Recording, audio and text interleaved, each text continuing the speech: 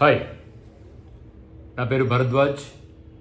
రాజకీయాలు, సినిమా ఈ రెండు రంగాలు ఒకదాని మీద ఒకటి ఎలా ఆధారపడున్నాయి, వీటి వల్ల జనాలు ఏ రకంగా ఇన్ఫ్లుయెన్స్ అవుతున్నారు, వీటి వల్ల మన డెవలప్మెంటల్ ఆస్పిరేషన్స్ అయినా మన యొక్క అడ్మినిస్ట్రేటివ్ స్ట్రక్చర్ గైడెన్స్ కానీ ఎలా మౌల్డ్ అవుతుంది, ఎలా మాడిఫై అవుతుంది అని మనం ఆల్రెడీ ఒక వీడియోలో కొంత చెప్పుకున్నాం.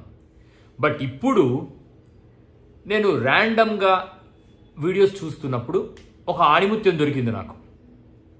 ఈనాడు సంస్థల అధినేత రామోజీరావు గారి సమ్ ఈవెంట్లో ఒక పెద్ద ఆయన, ఒక పాటల సంగీత దర్శకుడు, ఆయన తమ్ముడి పుణ్యమా అని లేదా ఆయన గురువు గారి పుణ్యమా అని రాష్ట్రంలో ఒక మంచి సుస్థిరమైన స్థానంలో ఉన్నాడు.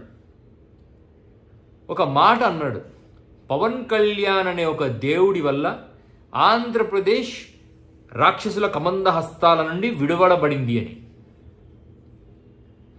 సార్, నేను మళ్ళీ మాట్లాడుతున్నా, సినిమా ఇండస్ట్రీ వాళ్లకు మెగా కుటుంబం విధిల్చిన దాంతో మీరందరూ డబ్బు చేసుకుంటున్నారని మాకు తెలుసు. ప్రజలకు ఒక క్లారిటీ ఉంది. మెగా కుటుంబంలో 10-15 మంది హీరోలు, వాళ్ళ సినిమాలు, ఆ ప్రొడక్షన్ కాస్టు, దాంట్లో మీ పాత్రలు, మీ రెమ్యునరేషన్లు, మీ జీవితాలు, మీ బ్రతుకులు, వాళ్ళ చదువులు, వాళ్ళ పిల్లలు, మీ జీవితాలు మొత్తం ఆధారపడున్నాయని మాకు తెలుసు.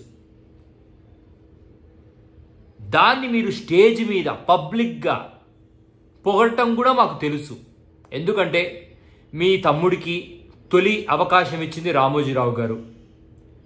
అతని టాలెంట్తో అతను పైకి వచ్చినప్పటికీ అతనికి జీవితానికి ఒక భిక్ష పెట్టింది రామోజీరావు గారు. రామోజీరావు గారు జీవితం ఇచ్చారు అని మీరు చెప్పడం బాగుంది, కానీ రాష్ట్రానికి మొత్తం జీవితం ఇవ్వలేదు సార్ రామోజీరావు గారు. రామోజీరావు గారు డబ్బులు తీసుకొని పేపర్ పంచారు, డబ్బులు తీసుకొని పచ్చడి అమ్మారు, ఇంకేవే వ్యాపారాలు చేశారో మాకు తెలియదు, కానీ ఏదైనా డబ్బుతోనే చేశారు. ఆయన ఏం సంఘ సంస్కర్త కాదు.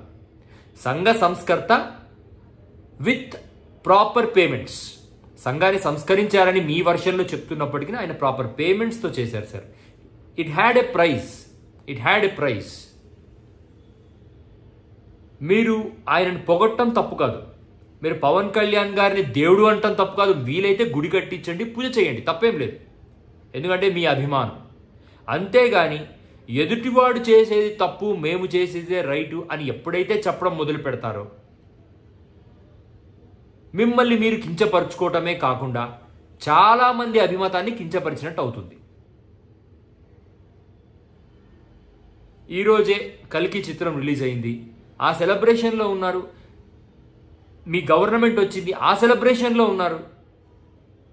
అందులో ఉండండి, ఇతరుల మీద బురద చల్లే ప్రక్రియ మానుకోండి. మాకు తెలుసు, రాయలసీమ నుంచి వచ్చిన రాజశేఖర్ రెడ్డి గారి కుటుంబం అయినా ఆయన కొడుకైనా మీకు నచ్చదు, మాకు తెలుసు. మీరు షర్మిల మీద కురిపిస్తున్న ఆ కపట ప్రేమ కూడా కేవలం చంద్రబాబు నాయుడు గారిని బూస్ట్ చేయడానికి, అది కూడా జనాలకి తెలుసు.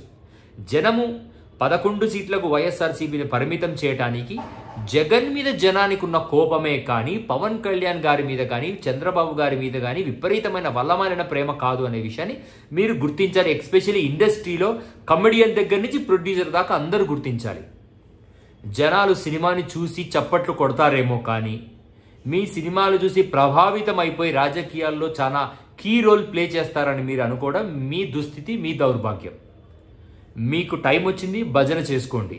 అంతేగాని ప్రజాస్వామ్య విలువలపై అనవసరపు విషం చిమ్మితే రేపొద్దున జరగబోయే పరిణామాలకు, అంటే 2029లో జరగబోయే ఎలక్షన్ పరిణామాలకు you have to pay charges. మీ అనవసరమైన అత్యుత్సాహం వల్ల జనాల్లో టీడీపీ, జనసేన పలుచన కాకుండా చూడాల్సిన బాధ్యత సినిమా ఇండస్ట్రీలో 95% పీపుల్ మీద ఉంటుంది.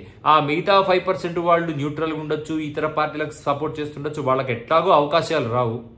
ఎందుకంటే ఇండస్ట్రీలో 70% మెగా ఫ్యామిలీ, 30% నందమూరి ఫ్యామిలీ. మిగతా వాళ్ళతో మార్జినల్గా 1-2%. ఈ సొంతంగా పైకి వచ్చిన రవితేజ లాంటి వాళ్ళు కూడా ఏదో ఒక గొడుగు కింద ఉండాల్సిందే. సో అది జనాలకు ఒక ఐడియా ఉంది. It's all biased. We have an idea. But please, I request cinema industry, to maintain status quo. మీ ప్రేమను చూపించండి, మీ ద్వేషాన్ని చూపించకండి. మీ ద్వేషాన్ని తీసుకోవడానికి జనం రెడీగా లేరు.